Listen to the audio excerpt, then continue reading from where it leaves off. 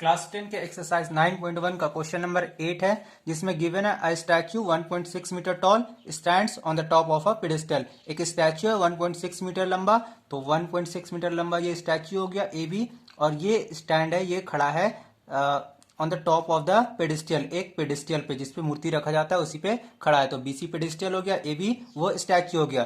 From a point on the ground, ground के एक point, वो पॉइंट हम लोग डी ले लेते हैं।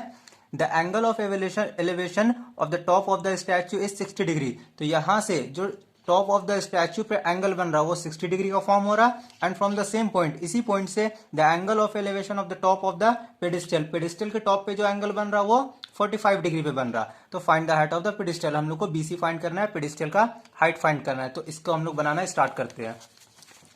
तो इसके लिए सबसे पहले हम लोग को ट्रायंगल बी सी डी इस पे काम करना होगा, और फिर ए सी डी बड़ा वाले ट्रायंगल पे काम करेंगे। तो पहले छोटा वाले पे लिख लेते हैं, in triangle B C D में हम लोग को बी सी फाइंड करना है, हाइट ऑफ द पेडिस्टल। तो इसको पी मानेंगे, ये 45 डिग्री के सामने का पी हो गया और ये बी हो गया।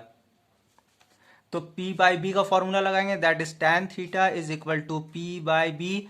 tan के जगह पे tan और थीटा के जगह पे 45 डिग्री। P के जगह पे लिखेंगे BC और B के जगह लिखेंगे CD। तो tan 45 का वैल्यू 1 होता है, और इधर हो गया BC अपॉन CD, ये CD इधर जाएगा तो 1 के साथ मल्टीप्लाई होकर CD ही आएगा, और इधर BC हो गया। तो यहां से हम लोग को पता चला कि C से लेके D तक और B से लेके C तक दोनों इक्वल है। अब हम लोग बड़े वाले ट्रायंगल ACD पे काम करेंगे।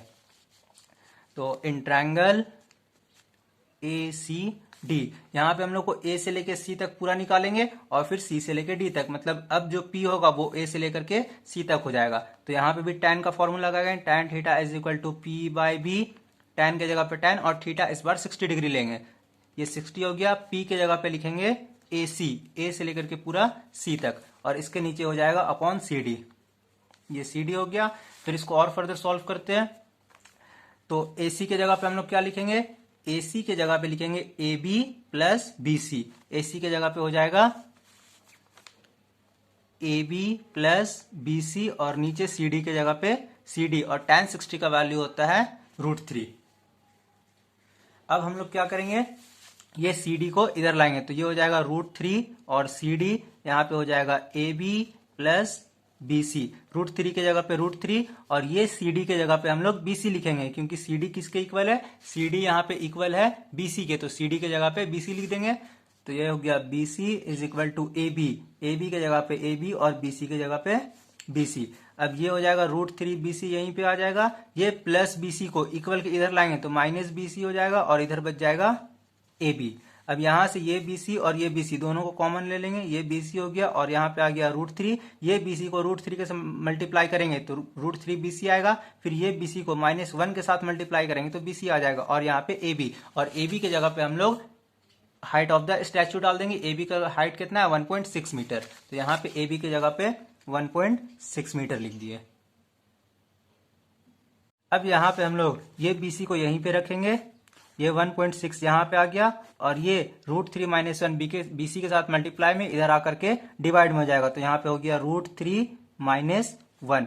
अब यहाँ से इसको और फर्दर सॉल्व करेंगे, इसके आगे यहाँ पे यहीं पे बना लेते हैं। तो ये BC के जगह पे BC लिख दिए, यहाँ पे हो गया 1.6, और यहाँ पे हो जाएगा √3 - 1।